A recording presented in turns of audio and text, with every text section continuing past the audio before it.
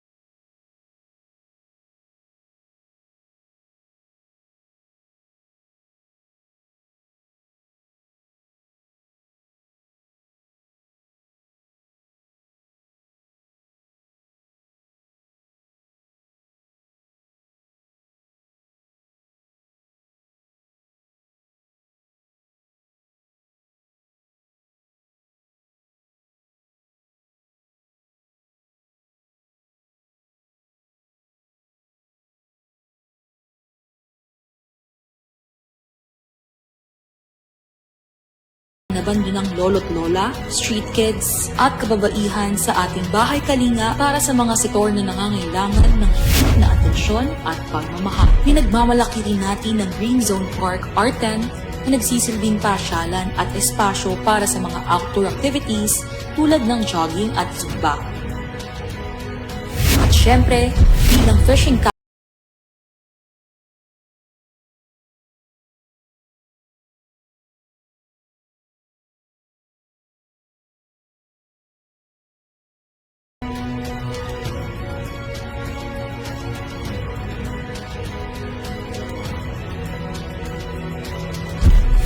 kakibat ng pagiging smart city ang modern and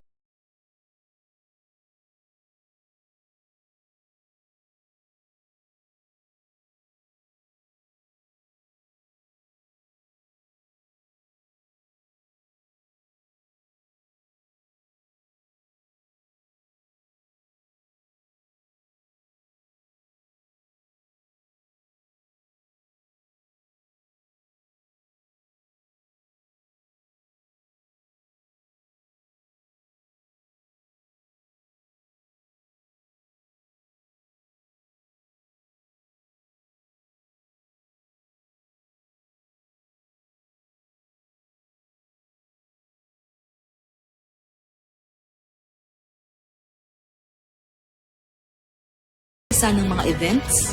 Nandito na rin ang Navotas Convention Center na may libo-libong seating capacity, multi-purpose hall, at gymnasium.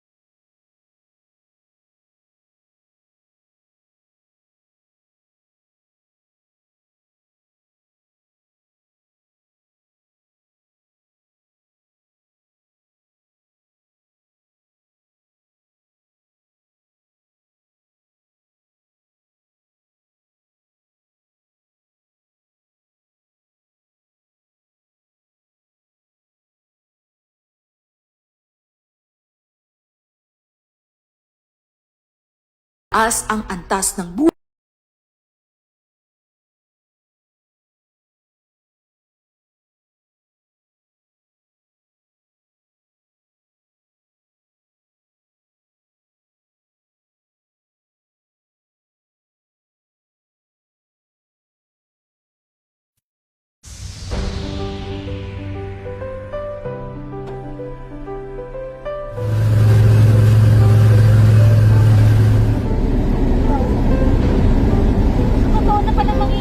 Dahil nahukay na siya, nakakapasok na yung barge. Oo nga. So tuloy-tuloy rin yung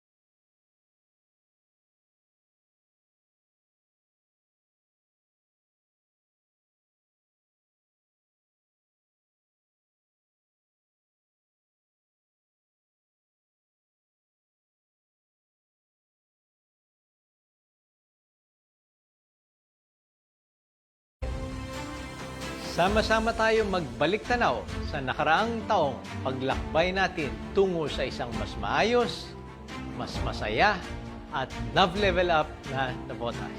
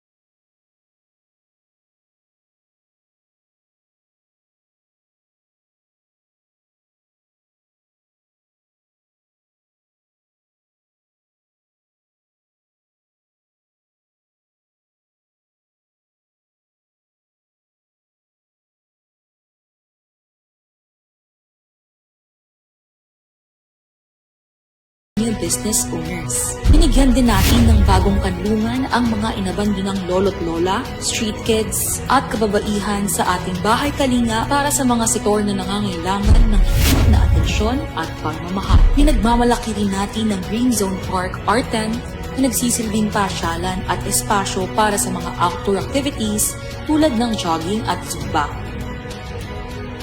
At syempre,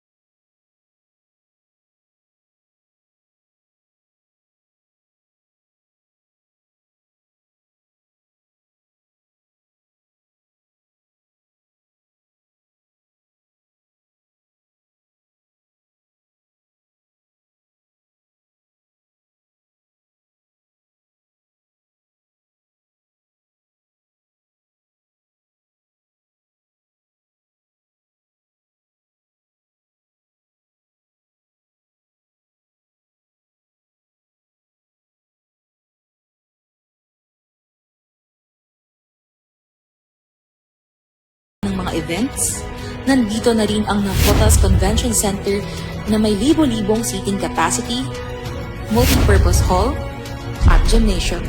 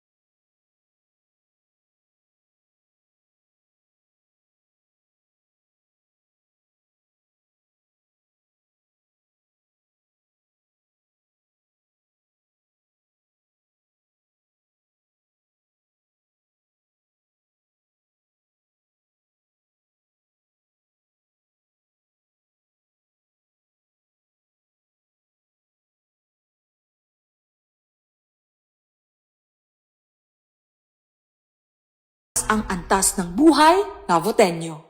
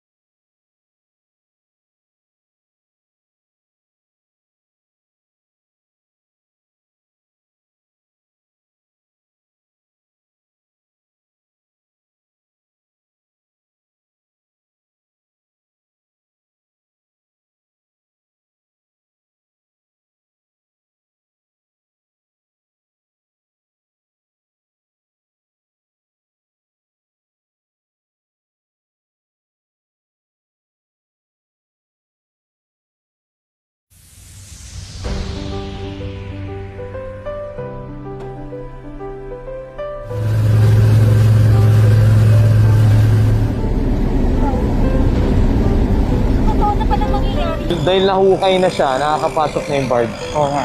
So tuloy-tuloy rin yung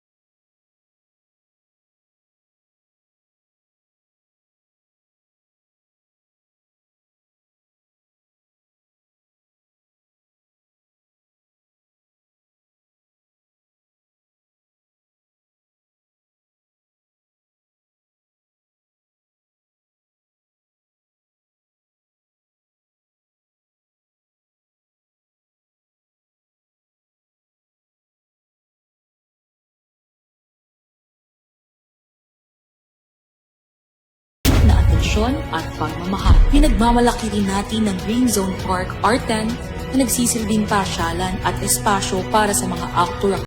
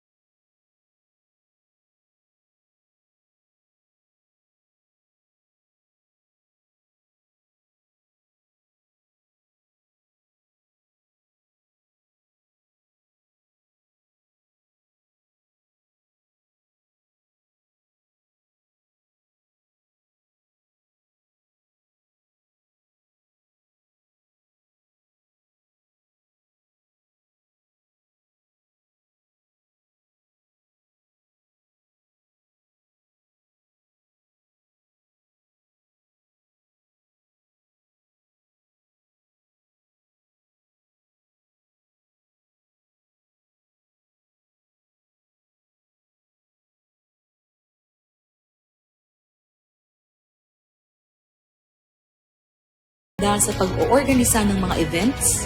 Nandito na rin ang Navotas Convention Center na may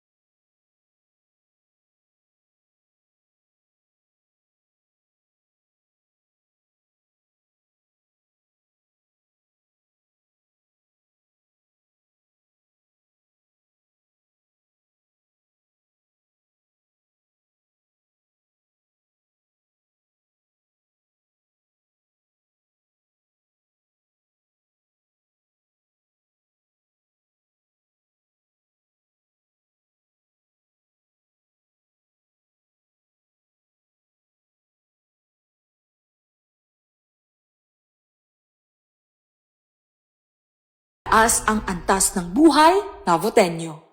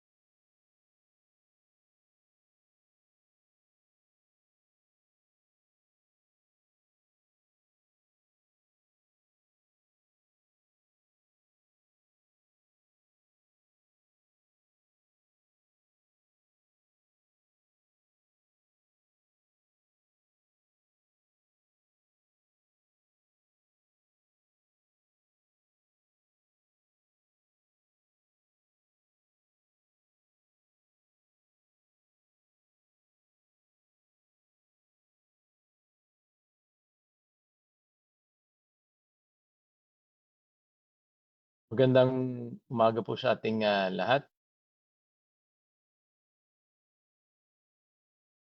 Start po muli tayo sa mga kaganapan last week. So nagkaroon po ng oath-taking nung nakarang linggo ng Big Kiss Blessed Movement, the Watas Chapter at yung APAHAP Pedicab operators po natin at Drivers Association. At tuloy-tuloy pa rin po yung tulong natin dun sa mga affected na makasamahan po natin sa transport sector. So nabigyan po sila ng tupad. At maraming salamat dahil sila yung naglilinis ng ating mga kanal. So yung mga PUJ drivers po natin. At maraming salamat rin po sa pagbisita ni Senator Bongo at pagbigay ng tulong dun sa mga nasunugan pa rin po natin dun sa Tango South. So iniling po natin na mag-ingat po tayo dahil medyo may mga nangyaring mga sunog, buti naagapan po. At itong nangyari po na to ay dahil sa illegal pag-connect ng mga kuryente po. So sana pag meron pong mga ganyan ay mag-report po tayo. Nagkaroon rin po tayo ng Climate and Disaster Risk Assessment workshop kasama at iba't ibang barangay dahil nakita naman po natin yung epekto ng klima ngayon. Sobrang init, tapos sobrang lakas ng ulan. So kailangan nating maghanda. Courtesy call rin po ang BFP National Headquarters para pag-usapan ng iba't ibang mga programa po natin. At napaka-importante rin po. Siyempre nagpasalamat po tayo dahil isa sila sa mga katuwang po natin dun sa problema natin sa landfill fire. So tuloy-tuloy pa rin po yung crafting po ng ating local development plan for children, local investment plan for children. Alam naman po natin na napakaraming mga kabataan at ito yung kinabukasan po natin. Kaya kailangan nating pagplanuhan yung mga pwede nating ilatag ng mga programa at proyekto para mas mabigyan ng oportunidad ang ating mga kabataan. At nagkaroon rin po tayo ng Books and Brew Reading Hour sa ating Navotas City Library. Tapos nagkaroon rin po tayo ng sa Galahang Bayan 2026. At nag-meeting po tayo. Ito yung update po natin ng meeting sa mga shipyard owners dahil alam naman po natin magtatagulan na. Last year ay nasabihan po natin sila na kailangan nilang mga gawin doon sa kanilang mga area na hindi dapat pumasok yung tubig at dumaan doon papuntang kalye. So kailangan maharangan po yan. So in-update po kung ano na po nangyayari.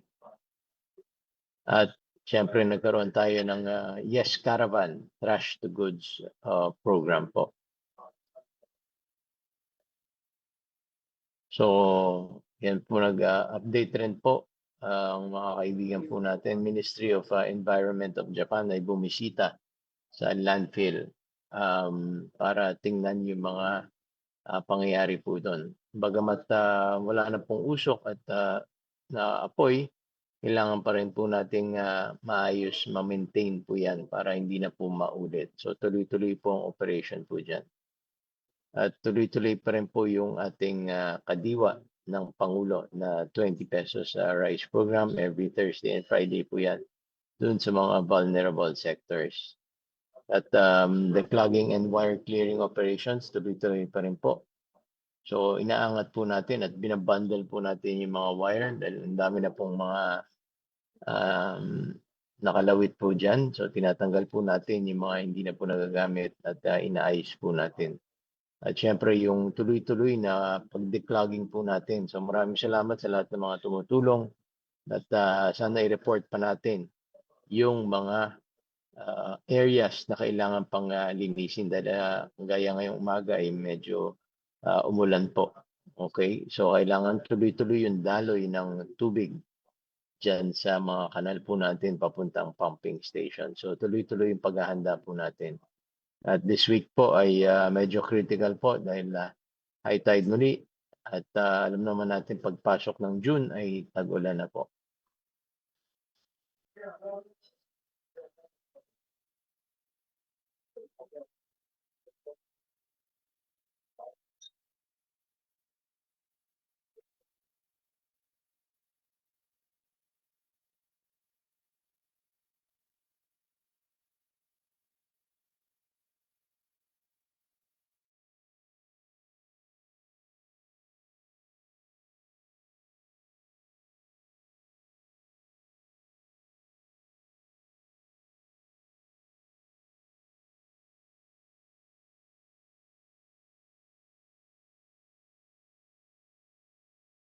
So doon tayo sa mga katanungan. Kailan po ang national ID ng mga bata, 4 years old? Magandang umaga po. Sa kasalukuyan po, ang priority po ng PSA National IDs para sa mga senior. However, pwede po kayo magpunta sa SM Sangandaan, 3rd floor, para po sa National ID ng mga bata, and then sa PSA NCR po. Magkakaroon pa ba ng national ID sa City Hall? Donate sa PSA para po maglagay po sila ng registration kit dito po sa City Hall. So 2021 pa ako nagpa-register, hindi pa nakuha yung ID. Regarding po sa delivery ng national ID, pwede niyo pong i-track, punta lang po kayo sa website ng PSA po. Kailan po kaya makukuha yung libreng salamin para sa mga estudyanteng Navotenyo? So depende po yan kung kailan po tayo nagpa-check up. Kaya nga inanyayahan po natin ang lahat na magpa-register at mag-first patient encounter dun sa programa po natin sa IACAP. Okay, napaka-importante yan. Kaya hindi naman kayo bibigyan ng salamin kung hindi po na-check up. At kung na-check up naman po at kailangan ng salamin, ay mayroon po mga schedule po yan na ibibigay po natin. Kailan ki-claim yung sa libreng salamin? Baka ito yung mga nagpa-check up na. Kailan kaya?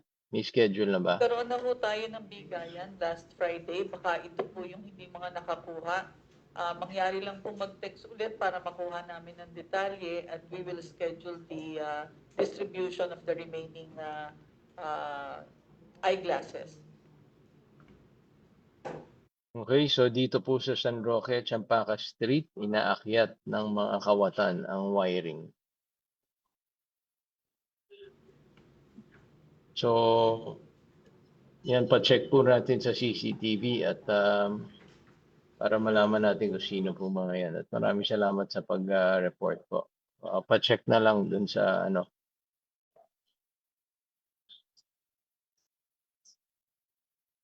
Danghari papuntang Fatima, lahat dangling wire.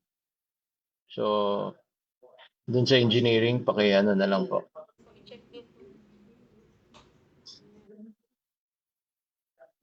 At Wawa Tangos rin.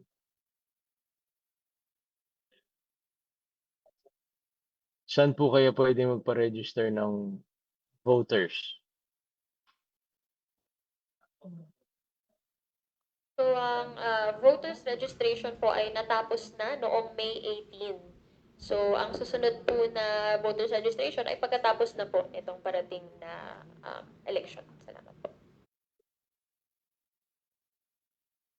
So, kailan po ulit pwede magpa-register? Antabayanan na lang po natin dahil COMELEC po ang nag-a-announce po niyan.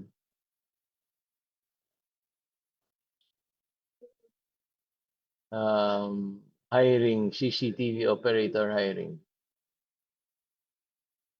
So, ina-announce naman po natin yung mga hiring po natin dun at pinopost po natin sa Naboteño ako.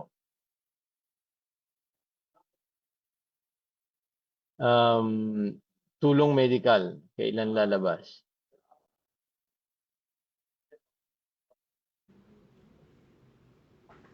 Good morning po. Kung application po ito, abangan na lang po ang link sa Facebook page po ni Kong. Test the courses sa Annex 2.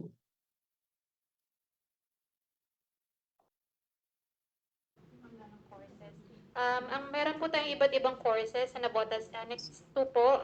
Ito po ay all related po sa hotel and restaurant management courses po. Kung interesado pong mag-enroll, maaari pong mag-walk-in po dito po sa May Daang Hari o kaya naman po ay mag-message po sa aming FB page ng Nabotas Institute. Paano po mag-apply sa TESDA? Kaming opening na courses, nagpo-post po kami ng announcement and call for applications po sa aming FB page. Meron pong nakapost doon na Google link for application po. And then makaka-receive po kayo ng email for further instructions. Ano pong requirements para sa solo parent ID? Sa umaga po, iba-iba po kasi ang requirements para sa solo parent ID, depende sa kanyang category. Sa ngayon kasi we have 13 categories per solo parent. Inaanyayahan po namin na magtungo po sila sa opisina ng City Social Welfare and Development Office. Bukas po kami Monday to Friday, 8 a.m. to 5 p.m. for the initial assessment at ma-determine kung ano pong category kayo. Saan pwede magpa-schedule ng animal bite? Po sa wellness, bukas po kami mula alas 8 hanggang alas 5 po. Magdala lang po ng valid ID at kung meron pong PhilHealth, dali po yung PhilHealth. Open po ba ang Nabotas Wellness for anti-rabies tuwing Sabado? Monday to Friday lang po ang opening po ng wellness po.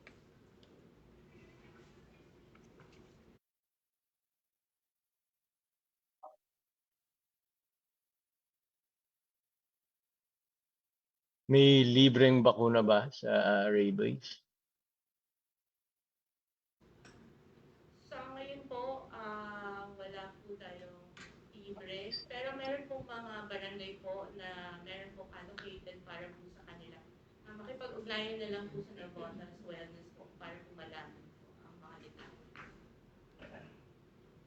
Paano po mag-apply para sa pabahay? Ito po yung mga waterways po, danger areas. Yun po yung priority po natin.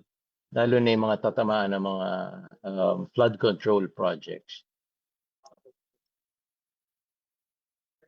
Ano pong status ng NavGate? Nav Floodgate? So operational naman po ang status ng ating navigational gate. Patuloy pa rin po nating minomonitor po yan. Pwede po bang kumuha ng QR code bukas? Pwede naman po. At pwede rin po yung online or pumunta tayo sa ICT office. Paano mag-receive ng NAVA Registro account? Sa nakasakupang barangay. Pwede rin po tayo magpunta sa ICTO Monday to Friday, 8 to 5 p.m. po. So paano ma-retrieve ang NAVA Registro account? ICTO Ayaw office din po. ma-scan ng QR code. Yes po. Ayan. Punta po tayo sa ICTO office para ma-check po natin kung bakit po nagkakaroon ng problema sa ating QR code. Pwede po bang palitan ang apelyido ng bata sa late registration? Depende po sa sitwasyon ng bata, maaaring magpunta na lamang po sa aming tanggapan para po ma-interview po namin. May PSA po ba sa City Hall? Tayong PSA, 195 po per copy para sa birth, marriage, and death. 250 naman po para po sa Senomar. So ano pong requirements para sa pagpapakasal? Maaaring pong magpunta sa aming tanggapan sa LCR second floor para po maibigay po namin yung precise requirements po para sa marriage license. Hanggang kailan po pwede magpa-register ng PhilHealth Yakap? So tuloy-tuloy naman po yan, open po yan. Paano po makakuha ng libreng bigas? So yung sa bigas po, ito po yung mga piniling mga vulnerable sectors, mga mangingisda po, transport sector po. So limited lang po siya, pero pag meron pong extra, mag-announce po kami kung kanino po ibibigay po yan ng mga apektadong mga pamilya. Bawat barangay, lahat ng barangay po yan, by sector po tayo. So, aksyon tungkol sa katayan ng aso. So, nahuli na po yan. Opo. So, kung meron pa po kayong report dun sa katayan ng aso ay sana ma-text niyo po kung meron pa po. Pero pinapabalikan po natin yan. At so far, wala naman pong sa report. Pero kung meron po kayong alam, sana po mag-report po kayo sa atin para mahuli po yan.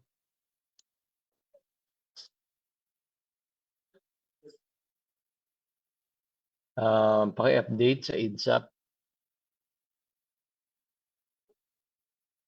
Magandang umaga po. Regarding po sa ating INSAP, kasalukuyan po tayo nakipag-ugnayan sa ahensya po ng DSUD para po doon sa magiging transition at yung mga polisiya po patungkol doon sa programa. Maghintay na lang po ng mga further announcement at posting po natin. Salamat po. Paano po magpakonsulta sa mata at sa hita?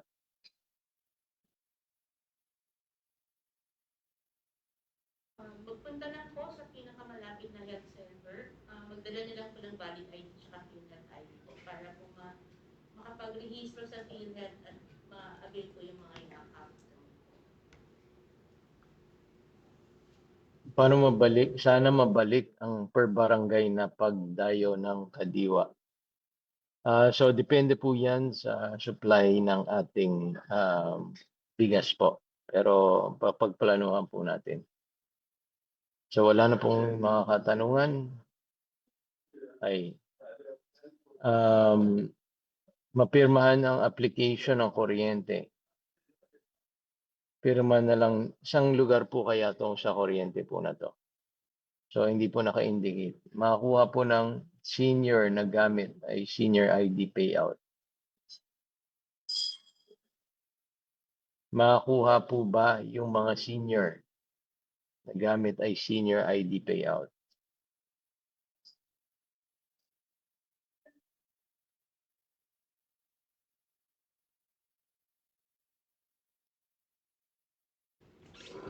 Based po doon sa bagong guidelines ng DSWD NCR na binaba para sa implementation ng social pension program, starting second quarter po, ang i-honor na lang po upon claiming ng kanila pong pension ay national ID. Okay, so sana po yung mga fisher folks masali sa tupad. So antabayanan na lang po natin dahil galing sa DOLE po yung ating mga tupad po.